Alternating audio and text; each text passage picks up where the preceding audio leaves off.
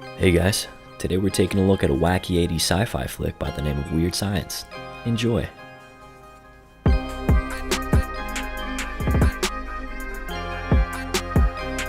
She's alive.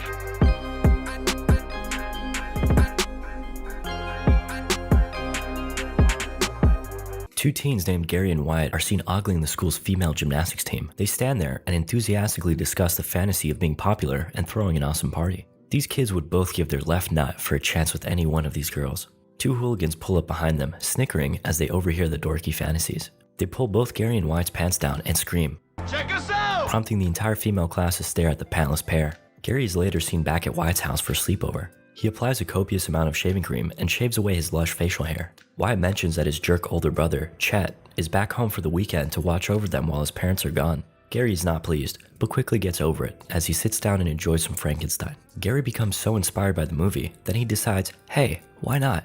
We could make ourselves a girl. Wyatt is immediately turned off by the idea of digging up a dead body. Gary assures him that they wouldn't be doing that at all. They could simply use Wyatt's high-tech 80s computer to simulate a girl, so they can talk to her and stuff. Fun. Wyatt gets to work, flexing his computer skills. Things are going swimmingly, but they realize they need more juice to really step up their creation. Wyatt casually hacks into the government and accesses their superior computer power. Now, this part is very important. They scan in pictures of hot women, Mozart, and Einstein. Naturally, all the ingredients you need to create the perfect woman. Now that everything's in the oven, it's time to bake. The boys prepare for their ceremony by chanting ancient mantras and wearing bras on their heads. They proceed to electrocute a dripped out little doll connected to their computer. Red clouds form outside their house and lightning strikes as all hell breaks loose. Things are flying around, dogs are on the ceiling, and the boys are in full panic. The doll has gone missing. Suddenly, their door begins to bend in and out as if taking a breath. It explodes into little pieces and a bombshell of a woman steps in. She's alive. All three of them have a celebratory group shower. The boys are tense. They get dressed up and head out to an eventful night. Apparently, she's also basically a genie, so she materializes a dapper fit for the boys. They hop in her newly summoned Porsche and the boys christen her Lisa. The group makes an awkward entrance at a bar, but Lisa conveniently creates some very convincing IDs for them. The bar patrons goad them into drinking, and it's not long before they're one of the boys, reminiscing over old love interests while puffing on cigars. I was insane for this crazy little 8th grade The bitch. group heads back home, with Wyatt taking the wheel. Pretty sure this is his first time driving, so it's a bumpy ride to say the least. They head home and are antagonized by Wyatt's older brother, Chet. He's the quintessential 80s bully character. Wyatt steps outside for some fresh air, and Lisa follows. They lock eyes and make out. The next morning, the boys conclude that the events of last night were merely a fantastical dream. And then, Lisa calls them down for breakfast. Wyatt whines to Lisa about Chet, and she tells him he needs to get over it. It's seriously affecting your sex life. Lisa walks off and Wyatt endures his daily bullying session from Chet. He remarks on Wyatt's odd choice of attire this morning, considering he's wearing women's panties. Chet is real upset about this. For Christ's sakes, will you cover yourself? Later at the mall, the boys buy some perfume for Lisa while she shops for lingerie. If you were a 15-year-old boy, would these turn you on? How thoughtful.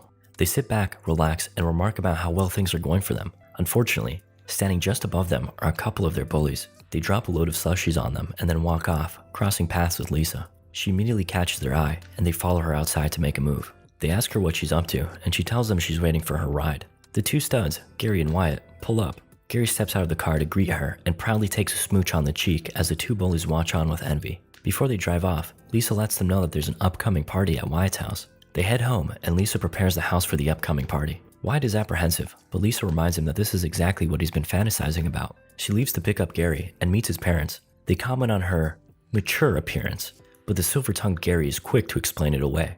You see, Dad, she's a foreign exchange student. They ask where they're headed, and Lisa bluntly reveals that they're throwing a party that will be full of sex, drugs, and rock and roll. Gary's dad is furious, but Lisa stands her ground, warning him that she could kick his ass. She tells them that they need to let their son live a little. It isn't right that his only sexual outlet is wanking off. Gary's mother is heartbroken, but he adamantly defends that he has never, ever, in his life, beat his meat. You told me you were combing your hair! A screaming contest quickly breaks out between Gary and his mom, before his dad decides that they should call the police. Gary's mom hysterically dials the phone I'm gonna get... and passes it into his dad's trembling hands. Lisa pulls out a .44 Magnum and stares him down. He submits. Gary and Lisa head back to Wyatt's place. She shoots Gary in the car, revealing it to be a water gun. She also tells him that she wiped his parents' memories of the conflict. Gary.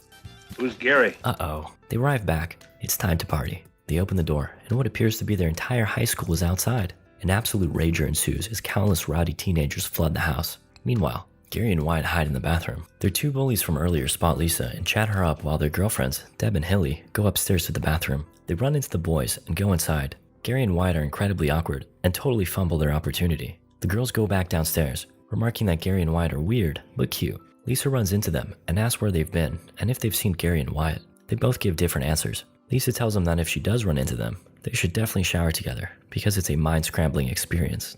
That's so good. We cut to Wyatt's grandparents having a discussion over dinner. His grandmother reflects on the importance of being present in her teenage grandson's life, so they agree to check in on him after dinner. Meanwhile, the bullies are chatting with Gary and Wyatt. They're interested in Lisa and want to crack at her, offering up their girlfriends in exchange. The boys reveal the secret of Lisa's creation and attempt to make a new girl for them, one with especially prominent assets. The ritual is set to begin, and once again, all hell breaks loose as the rules of reality begin to bend. Things are flying everywhere, gravity is out the window, photos come to life, and a kid is even stuck inside the TV. Things get even spicier when powerful winds send a piano flying out the chimney. Those same winds threaten to do the same to a pretty girl who hangs on for dear life as her clothes begin to fly off. First, her skirt, then her shirt, and thank the heavens, her bra. She's flung out the chimney in nothing but her undies, landing safely in the water. Gary and Wyatt calmly wait for events to transpire while their bullies cower in fear behind the desk. The silhouette of a woman appears in front of them, but it's Lisa. She chastises them for showing off and reminds them that people will like them for who they are, not what they can do. Anyway, the ritual failed because the boys forgot to connect the wires to a doll. They were instead left resting on a magazine with a ballistic missile on its cover. Uh-oh. A nuclear warhead pops out from beneath the floor as Wyatt's grandparents make an untimely arrival. They're furious about the party. Lisa tells Wyatt his grandparents are here. Oh boy. By the time Gary and him come down, Lisa has already dealt with them, freezing them in time and stuffing them in a cupboard. Lisa remarks to their motionless bodies that the boys are lacking a bit of spirit. Lisa decides to shake things up to bolster Gary and Wyatt's confidence. I'm so bloody clever. Some kind of challenge that they can triumph over. She summons a gang of mutant bikers to terrorize the house. They ride in and around the house, leaving chaos in their wake. Wyatt is in despair over the motorcycles in his house, but Gary makes clear the full severity of the situation. Wyatt, there are killer mutants in your house, okay? Mutant bikers torment the guests while Gary and Wyatt hide. They weigh their options. Look, we can deal with shame, okay? Death is a much deeper issue.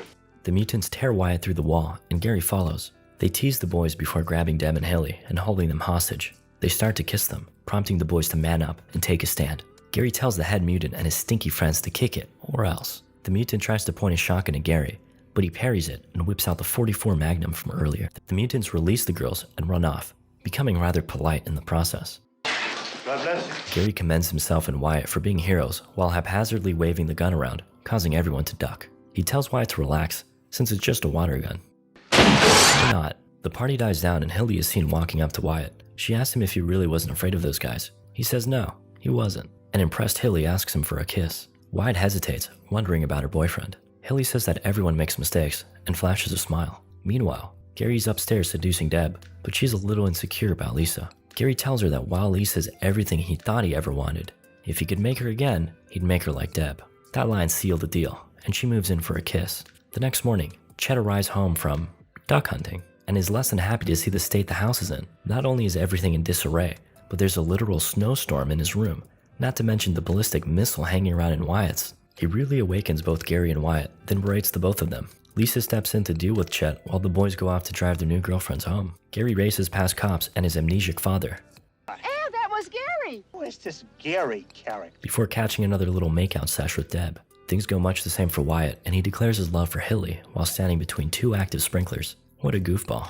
Back at home, Lisa has transformed Chet into a little troll creature and demands he starts treating Gary and Wyatt with respect, or else she won't turn him back. He agrees. The boys return home and reveal to Lisa that they have new girlfriends. Lisa tearfully tells them that that's all she ever wanted, and she's so proud of them. Sadly, Lisa has to go now, but promises that everything will return to normal. She vanishes, and everything starts reversing to the way it once was. Wyatt's parents return home, and the boys greet them as if nothing happened, but beneath the surface, they became men.